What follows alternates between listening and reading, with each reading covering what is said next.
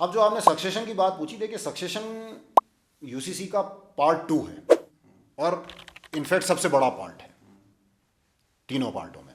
Means की marriage and divorce part 1, succession part 2, live in relationship part 3, तो सबसे बड़ा पार्ट ही सक्सेशन है।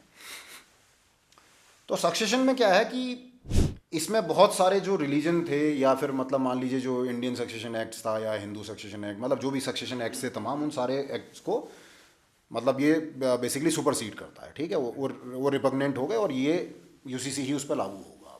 ठीक है, अब इसमें क्या है कि सक्सेशन में इन्होंने ये किया है बेसिकली कि जैसे मतलब मान लीजिए कोई आदमी इंटेस्टेट मर जाता है, यानी विदाउट एनी विल मर जाता है, कोई एक डॉक्यूमेंट्री ऐसा डॉक्यूमेंट नहीं बना के जाता है कि मेरे बाद मेरी जो संपत्ति वो कैसे कैसे बटेगी।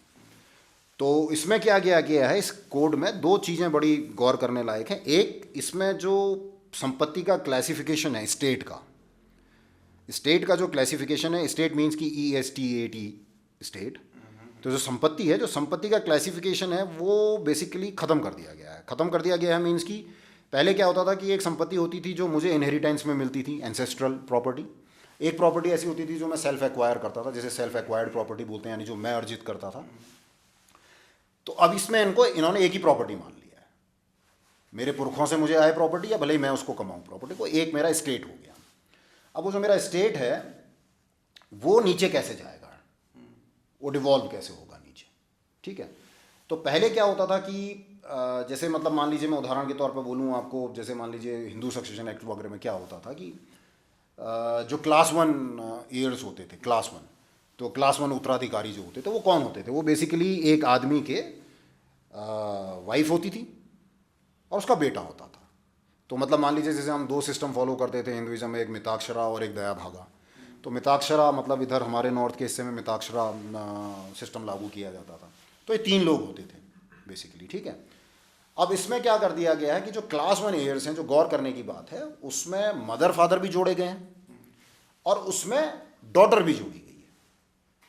मतलब एग्जाम्पल के तौर पर अगर मान लीजिए एक व्यक्ति है, कल को अगर उनकी बिना वसीयत बनाए मृत्यु हो जाती है तो उनकी जो संपत्ति है, जो स्टेट है, उसका जब बंटवारा होगा तो जो क्लास 1 ईयर्स हैं वो उन 4 लोगों में जाएगा। वो कौन कौन है, वो उनकी वाइफ है जो विडो है, उनका बेटा है, उनकी बेटी है और उनके मदर फादर है। ठीक है, अब जो मान लीजिए बेटा शादीशुदा है लेकिन बेटा नहीं रहा, वो भी डिजीज्ड है, तो बेटे को नीचे बच्चों को जाएगी। डॉटर शादीशुदा है तो भी डॉटर के पास जाएगी, अनमैरिड है के लिए नहीं, मैरिड हो चाहे कैसी हो डॉटर होनी चाहिए। अगर डॉटर नहीं रही तो डॉटर के बच्चों को जाएगी। ठीक है, तो ये एक नया इसमें चेंज है। तो लेकिन कौन है ये लोग जो क्लास 1 ईयर्स हैं, वो विडो है या विडोवर है। मान लीजिए फॉर एग्जांपल अगर मान लीजिए फीमेल चली जाती तो विडोवर है मान लीजिए। तो कौन है, विडो है, सन है, डॉटर है एंड मदर एंड फादर है। जो आदमी इंटेस्टेट मर रहा है यानी बिना वसीयत के मर रहा है, जिसने वसीयत बना ली, टेस्टामेंट्री चीज़ें हो गई, तो उसकी तो उस डॉक्यूमेंट के हिसाब से चीज़ें जो हैं वो डिवॉल्व होंगी, राइट, वो तो उस हिसाब से बटेंगी। लेकिन जो आदमी इंटेस्टेट मर जा रहा है बिना वसीयत के, मैं उसके बारे में बता रहा हूँ। तो क्या ये जो लिव इन रिलेशनशिप है जो आपने क्वेश्चन पूछा था, तो उसमें जो एक मेल है एक फीमेल है, तो पार्टनर्स हैं, वो हस्बैंड एंड वाइफ नहीं है, राइट। तो अगर ये पार्टनर, मेल पार्टनर मर जाता है फॉर एग्जाम्पल, डिजीज्ड हो जाता है, तो ये विडो नहीं है, ये विडो नहीं है। ये विडो नहीं है तो क्या वो क्लास 1 सक्सेशन में आएगी या नहीं आएगी, ये आने वाले समय में कोर्ट तय करेंगे।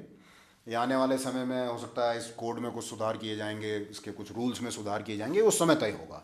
लेकिन आज अगर हम प्लेन एक रीडिंग करते हैं कोड की, यूनिफॉर्म सिविल कोड की प्लेन अगर आप रीडिंग करेंगे तो प्लेन रीडिंग के हिसाब से नहीं है सक्सेशन का राइट, अगर आप समझें।